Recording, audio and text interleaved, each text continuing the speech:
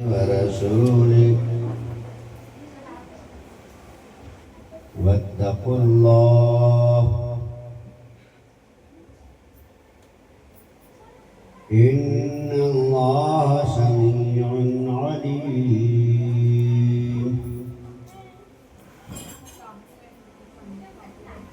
يا أيها الذين آمنوا لا ترفعوا أصواتكم فوق صوت النبي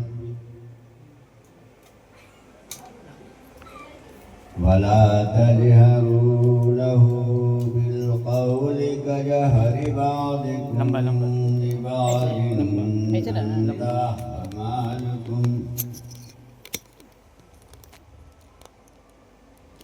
أن تحبط أعمالكم وأنتم لا تشعرون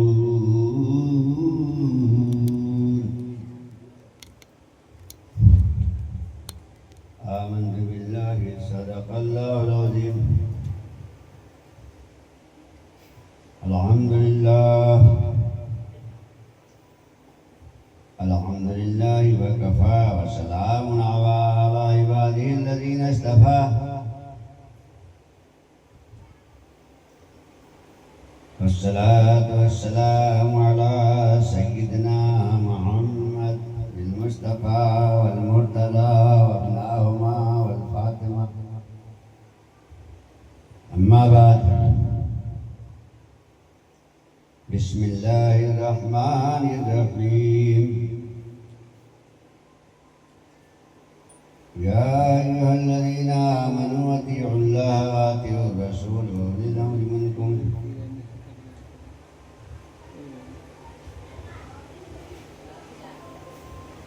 صدق الله العظيم وبلغنا رسوله النبي الأمين الكريم ونحن على ذلك لمن الشاهدين والشاكرين والحمد لله رب العالمين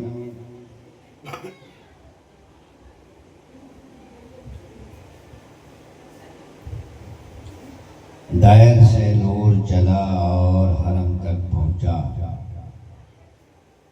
सिलसिला मेरे गुनाहों का करम तक पहुंचा तेरी मेराज मोहम्मद तो है कुर्बे माबूद मेरी मेराज की मैं तेरे कदम तक पहुंचा रसूल और आले रसूल पर दरूद पाक पढ़ें अल्लाहुम्मा सल्ली वाला आले मोहम्मद मेरा दे मारे मिल्ला गोश्ती व जमाली सल्लल्लाहु अलैहि या मोहम्मद नूरुल्लाह ज़हरुल अव्वल वल आखिर ज़ाहिर वल बातिन वल कुल्ल शै अज़ीज़ान गिरामी मीलाद शरीफ का ये फ़ायदा है जब खतीब शुरू करता है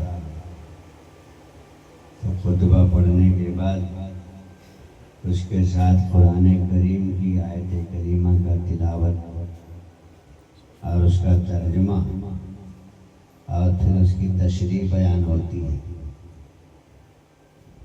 मैंने जो आयत पढ़ी है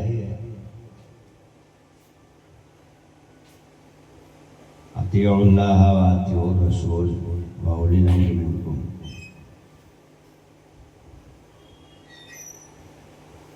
अल्लाह ताला ने फरमाया या अय्युहल्लज़ीना आमनू अतीउल्लाह व अतीउर रसूल, ऐ वो लोगों जो ईमान लाए हो अल्लाह की और उसके रसूल की अताअत करो और उलुल अम्र यानी जो तुम्हारे दरमियान में जो तुम्हारा इमाम है, जो तुम्हारा हाकिम है, जो तुम्हें हुक्म देने वाला है, बुराइयों से रोकने वाला, अच्छाइयों की तरफ बुलाने वाला, उसकी अताअत करो। अल्लाह और उसके रसूल की अताअत, जो तुम्हारे दरमियान में हाकिम है उसकी अताअत, तीनों की अताअत करनी है। अल्लाह रसूल की अताअत भी हमको वही बताएगा और उसकी अताअत ही अल्लाह उसके रसूल की अताअत है। कुरान के फरमान के मुताबिक इसके मतलब ये होते हैं। अल्लाह ने जो फरमाया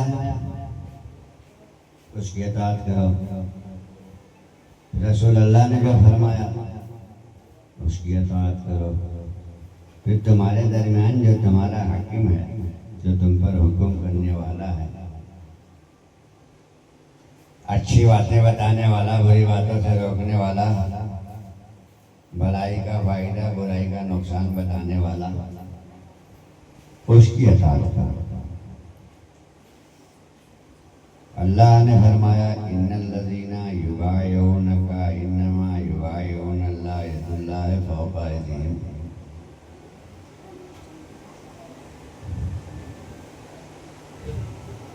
ये जगह फरमाया वमन युतिइर रसूल फक़द अता अल्लाह। बेशक रसूल की अताअत ही अल्लाह की अताअत है। और फरमाया कि जो लोग रसूल के हाथों पे बैत करते हैं, अल्लाह फरमाता है कि रसूल जो आपके हाथों पर बैत करते हैं वो अल्लाह के हाथों पर बैत करते हैं, अल्लाह का हाथ उनके हाथों पर है।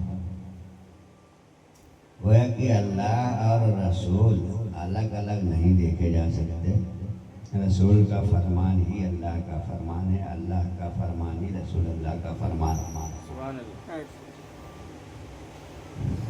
क्योंकि अल्लाह ताला कुरान में ये जगह और इरशाद फरमाता है मा यंतिकु अनिल हवा इन हुवा इल्ला वहयु यूहा, कि मेरा नबी अपने तरफ से कोई बात नहीं करता।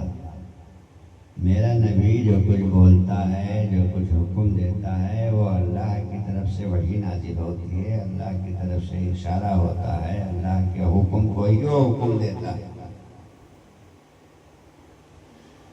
रसूल के हुक्म को मौजूदा वक्त तक लोगों ने महदूद कर दिया, इसलिए गुमराही दुनिया में फैली। लोग रसूल के हुक्म के नाफरमान हो गए, क्योंकि उनके बीच में, उनके दरमियान में कोई बताने वाला नहीं रहा।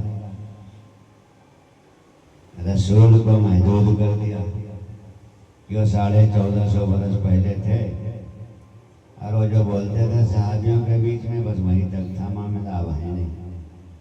जबकि कलमा में जो कलमा पढ़ाया रसूल ने, ला इलाहा इल्लल्लाह मोहम्मद रसूलुल्लाह, अल्लाह का हुक्म हुआ, अल्लाह का कलमा हुआ।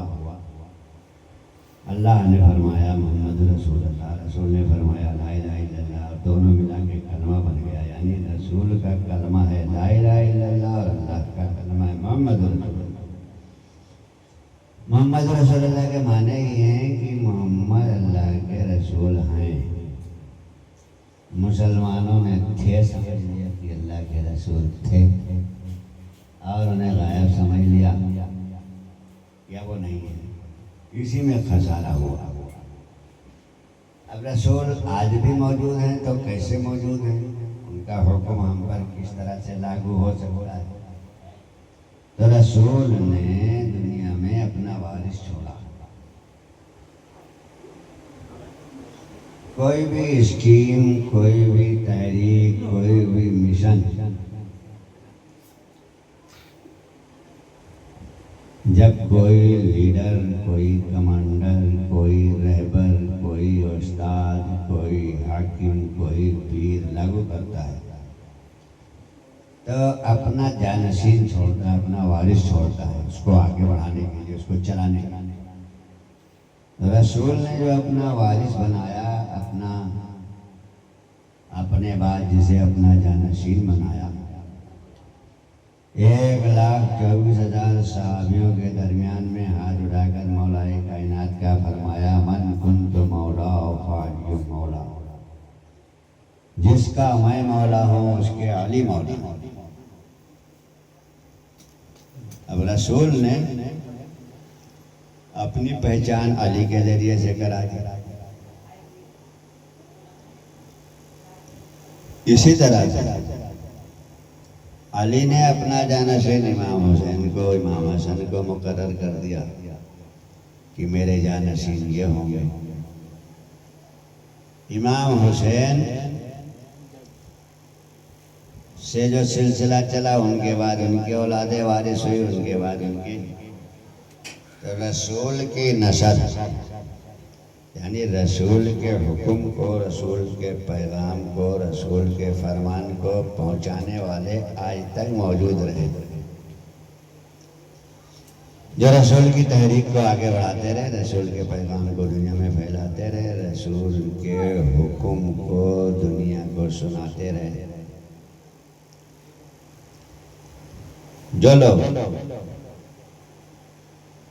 रसूल के फरमान को, रसूल के अहकाम को, रसूल के बयान को मानते और समझते रहे, वो गुमराही से बच गए।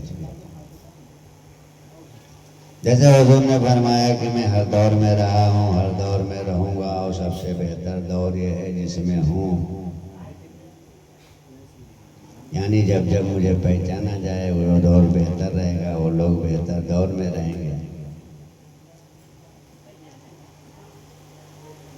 तो अब रसूल जब अपना वारिस मुकर्रर करते हैं तो पहचान भी कराते हैं, उनके बारे में बताते भी हैं। ऐसा नहीं है कि अंधेरे में किसी को कोई दावा कर दे बाद में कि हाँ मैं उनका वारिस हूँ, मैं उनका हाकिम हूँ, मैं उनका जानशीन हूँ, मैं उनकी जगह पर मुकर्रर।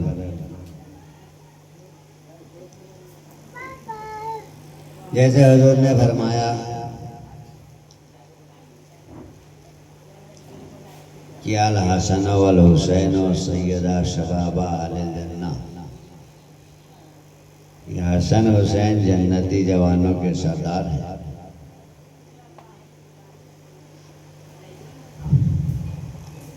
और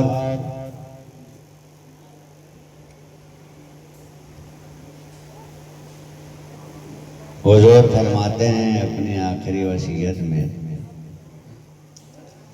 कि मैं तुम्हारे दरमियान में दो चीज़ें छोड़े जा रहा हूँ, एक किताबुल्लाह, एक मेरी इतरत यानी अहले बैत। अहले बैत से मुराद नबी के घर वाले, नबी के जानशीन। फरमाया अगर इन्हें तुम मजबूती से पकड़े रहोगे तो कभी गुमराह नहीं होगी।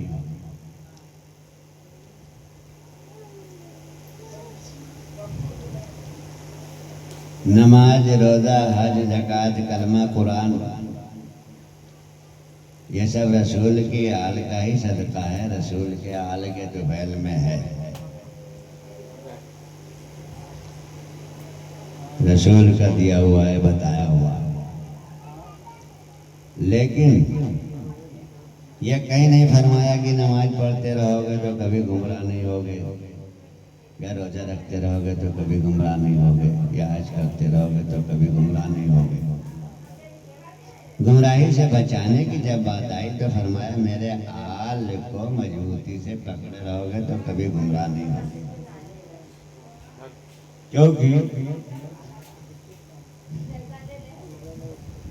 दुनिया में जितने फिरके हैं मुसलमानों में, सब नमाज पढ़ते हैं,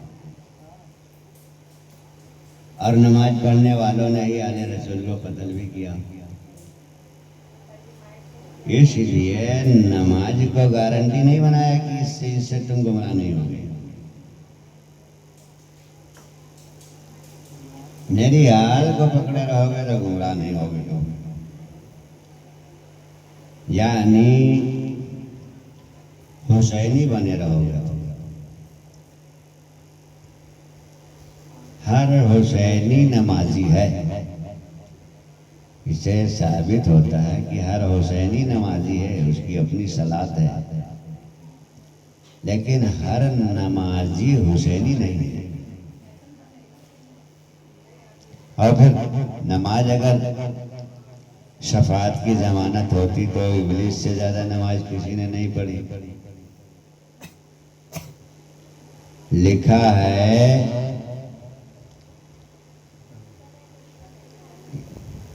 इब्लीस ने, उसका नाम अज़ाज़ील था, फरिश्तों का उस्ताद था, वो भी फरिश्ता था।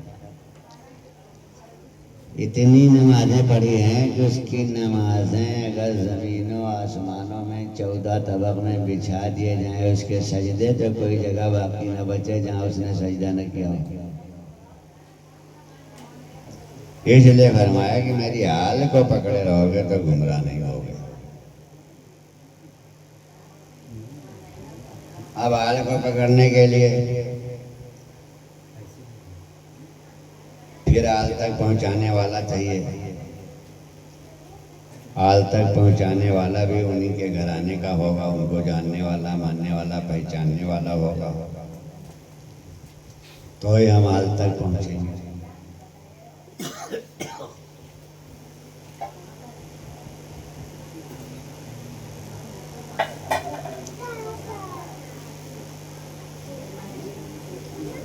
रसूल अल्लाह ने ये भी फरमाया, अपने हाल की पहचान और शिनाख्त में जो मेरी हाल से होंगे उनमें मेरे किरदार की झलक होगी।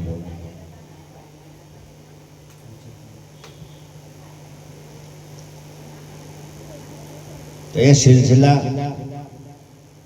हमारे बुजुर्गों ने शिजरा कायम कर दिया रसूल के फरमान के मुताबिक। रसूल अल्लाह के वारिस मौला अली के वारिस हसन, हसन के वारिस इमाम हुसैन, इमाम हुसैन के वारिस इमाम ज़ैनुल आबिदीन, इमाम ज़ैनुल आबिदीन के वारिस इमाम बाकर अलैहिस्सलाम, इमाम बाकर के वारिस इमाम जाफ़र सादिक अलैहिस्सलाम, इमाम जाफ़र सादिक के वारिस इमाम मूसा काज़िम। ये सिलसिला जो है एक शिजरा बन करके बुजुर्गों के वास्ते से हमारे आपके दरमियान तक आया, जो हम और आप पढ़ते हैं। ये सिलसिला चलते हुए हुजूर सैयदना गौसुल आज़म पीराने पीर दस्तगीर तक आया। ये सिलसिला चलते हुए अताए रसूल हिंदल वली ख्वाजे ख्वाजगान ख्वाजा मोइनुद्दीन हसन संजरी चिश्ती अजमेरी तक आया। ये सिलसिला चलते हुए बुजुर्गान दीन तक आया, औलियाए कराम तक आया, औलियाए कराम से हम तक पहुंचा और हम लोगों के हाथों में शिजरा है।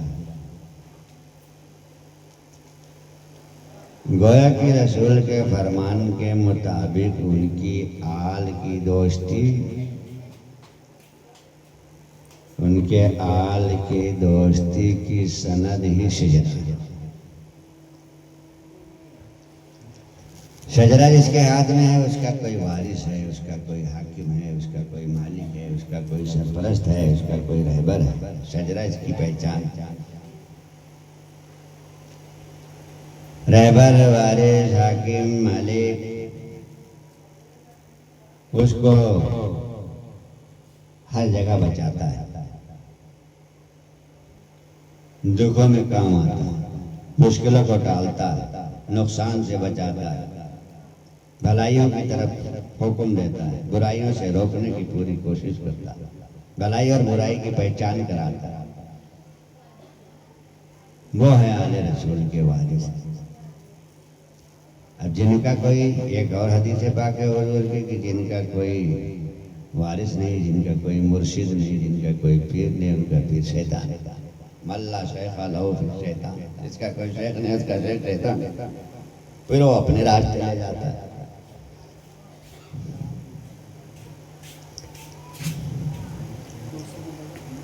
बचाने वाले की,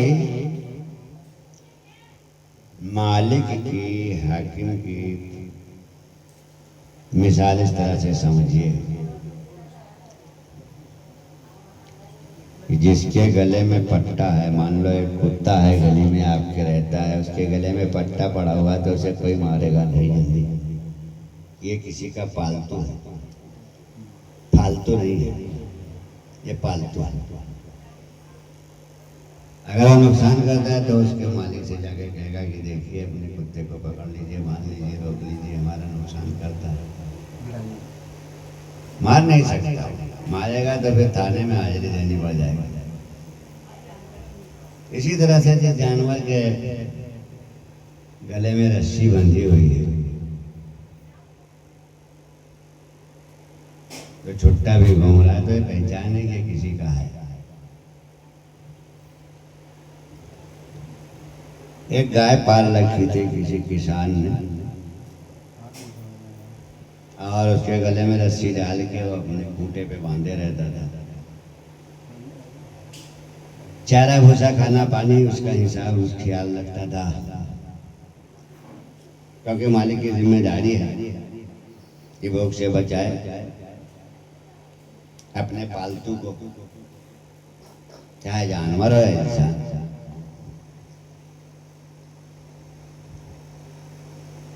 दुख से बचाए, मुसीबत से बचाए, परेशानी से बचाए। तो गाय ये दिन छूट गई, खुल गई और जंगल की तरफ भाग गई घास चरने के लिए। अब गाय बड़े खुश थी कि हम तो आजाद हो गए।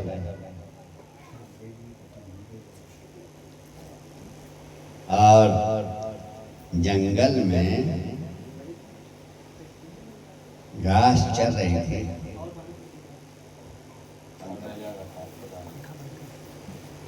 तो जंगल में एक शेर आ गया। अब शेर की नजर गाय पर पड़ी।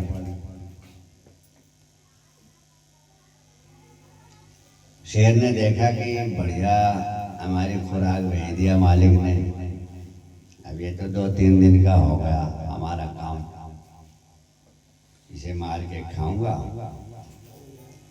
और 2-3 दिन फिक्र नहीं। गाय की भी नजर शेर पे पड़ी। तो कहावत है कि जान पे पड़ती है तो आदमी जान छोड़ के ही भागता है। शेर ने दौड़ाया, गाय तेज भागी। तो अब गाय जो है वो शेर के बराबर नहीं भाग सकती, और शेर जो है 20-20 फुट 30-30 फुट तक छलांग लगाता है, पकड़ लेता है कूद के। तो गाय ने मुसीबत देखी तो वो एक तालाब था वही जंगल में, उसमें थोड़ा थोड़ा पानी था, वो कूद गई। अब वो तालाब था दलदल, दलदल कहते हैं जिसमें पैर धंसे, इतना धंसे कि निकल ना पावे आदमी। अब शेर ने उससे भी तेज छलांग लगाई, उसके आगे कूदा कि आगे को जाके मैं आगे से पकड़ूं। तो गाय से 20 फीट आगे लग गया और फंस गया। तो गाय भी फंसी है दलदल में, उधर शेर भी फंसा है, वो भी नहीं निकल पा रहा है, पकड़ नहीं पा रहा। अब दोनों फंसे पड़े। तो गाय जो है शेर को देख के हंसी। अब शेर को तो बड़ा गुस्सा आया कि उसका शिकार उसके ऊपर हंस रहा।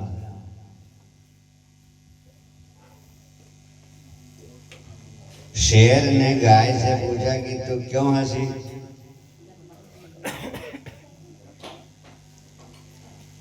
तब गाय कहने लगी कि मैं इसलिए हंसी, फंसे तो दोनों, लेकिन हम किसी के पालतू। हमारा मालिक जो है, जो हमारा चरवाहा है, हमारा मालिक है, जिसके खूंटे पे हम बंधे हैं, वो अभी ढूंढने निकलेगा मुझे।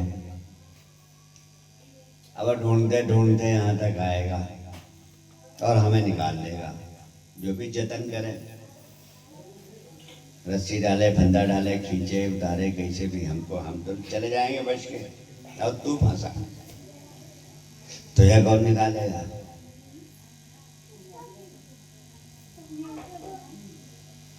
मतलब यह है पालतू बचेगा, फालतू नहीं बचेगा। तो वो मालिक आया, और उसने देखा कि हमारी गाय जो है वो ढूंढते ढूंढते जंगल की तरफ निकला, आया देखा तो गाय तालाब में फंसी हुई है दलदल में। उसने एक दो आदमी को आवाज़ लगाई, बुला के लाया कि हमारी गाय फंसी है, निकलवा दो। तो अपना जतन करके निकाल ले गए।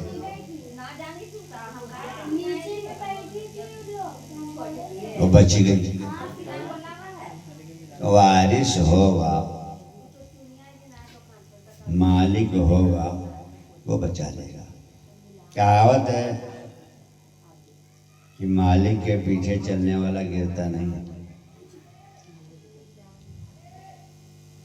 गड्ढा है, अंधेरा है, खतरा है, कुछ भी है, नाला है, तो वो बताते हुए चलता है कि देखना नीचे गड्ढा है, देखना आगे ब्रेकर है, देखना आगे अंधेरा है।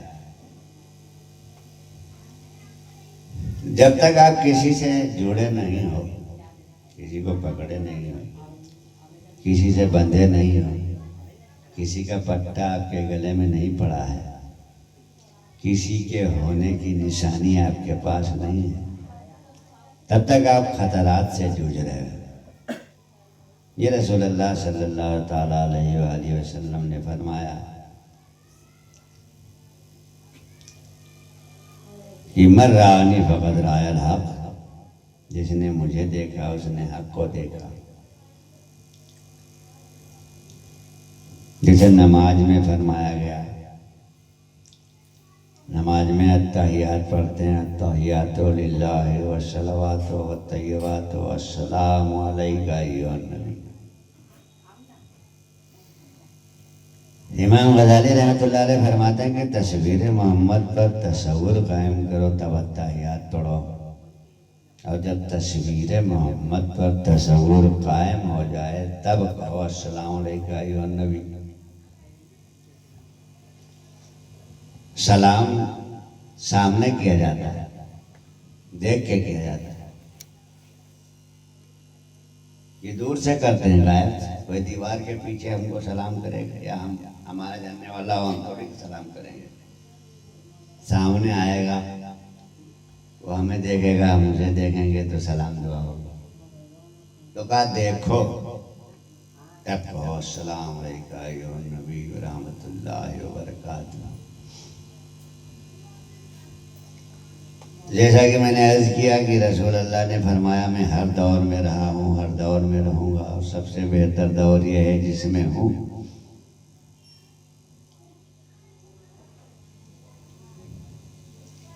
तो नबी को सामने रख के सलाम हम तभी कर सकते हैं जब उनकी आल हमारे सामने हो, उनकी आल से पहचान कराने वाला सामने हो। अतीउल्लाह व अतीउर रसूल व उलिल अम्र मिनकुम, मेरा हाकिम मेरा मालिक मेरे सामने हो, साथ में हो, तो सलाम किया जाएगा, अब सलाम दुरुस्त होगा, तभी सलात भी अदा होगी। सलात और सलाम दोनों एक साथ है। इन्नल्लाह व मलाइकतहु युसल्लूना अलन नबी या अय्युहल्लज़ीना आमनू सल्लु अलैहि व सल्लिमू तस्लीमा। बेशक अल्लाह ताला उसके तमाम फरिश्ते अपने नबी पाक पर, नबी रहमत पर दरूद और सलाम पेश करते रहते हैं। ऐ ईमान वालों, तुम भी पढ़ते रहा करो, दरूद और सलाम पेश करते रहा करो।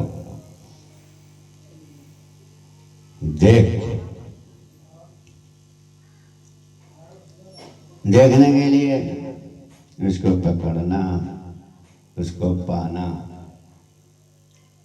उससे अपना रिश्ता जोड़ना, उसके कुंभे में शामिल होना जरूरी है। अजीजों दोस्तों, कहने का मतलब है तकरीरें तो बहुत होती हैं, रात दिन हम वाज़ और नसीहतें सुनते हैं, एक कान से सुनते हैं दूसरे कान से उड़ा देते हैं, फिर अपने भलाई बुराई के कामों में लग जाते हैं। लेकिन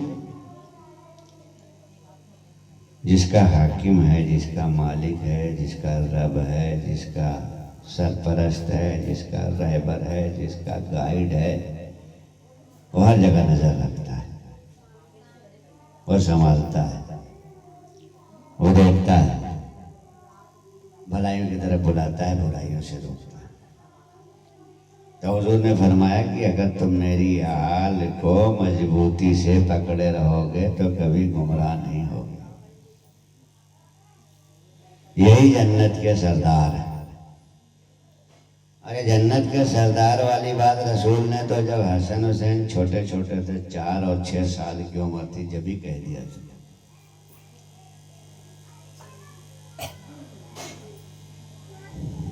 ये नहीं कि नमाज पढ़ पढ़ के जो है जन्नत के सरदार बने। नमाजें पढ़िए, नमाज, रोजा, हज, ज़कात, कलमा, कुरान, कुर्बानी, ये सब अरकान इस्लाम में से शामिल है। लेकिन अरकान इस्लाम मोमिनों पर वाजिब हैं। पहले मोमिन बनना ज़रूरी है। मोमिन बनने के लिए आले रसूल की पहचान, आले रसूल की शिनाख्त, आले रसूल से कुंबे परवरी, आले रसूल से रिश्ता रखना ज़रूरी है। आले रसूल के रजिस्टर में अपना नाम लिखाना ज़रूरी है। अमल के बुनियाद पर कोई जन्नत न पाएगा, ना कोई खुशहाली में जाएगा। वो अदल करे तो किसी को कुछ नहीं मिल पाएगा।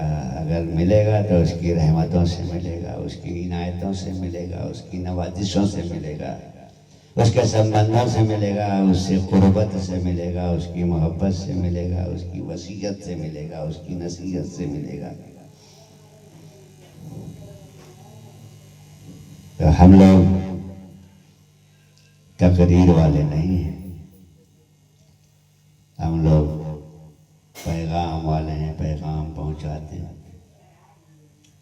उनके रास्ते में और उनके वास्ते में जोड़ते हैं। रसूलुल्लाह सल्लल्लाहु ताला अलैहि वसल्लम ने फरमाया कि मसलु अहले बैति का सफीनति नूहिम मन रकिबा नजात वमन तखल्लफ अनहा गर्क। मेरे अहले बैत मिसल कश्ती नूह के हैं, जो इनके साथ रहा वो बच गया, जो इनसे मुखालिफ हुआ वो गर्क हो गया।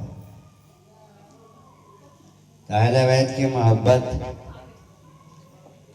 अहले बैत की कुर्बत, अहले बैत की रहमत से जो जोड़े वही हमारा रहबर है। और जो हमें दूर करे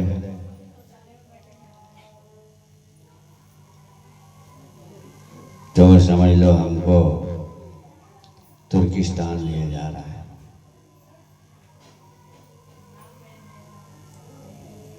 तो अहले बैत की मोहब्बत में अल्लाह वालों की मोहब्बत शामिल है। अहले बैत की मोहब्बत में हसन हुसैन की मोहब्बत शामिल है। अहले बैत की मोहब्बत में रसूल अल्लाह की मोहब्बत शामिल है।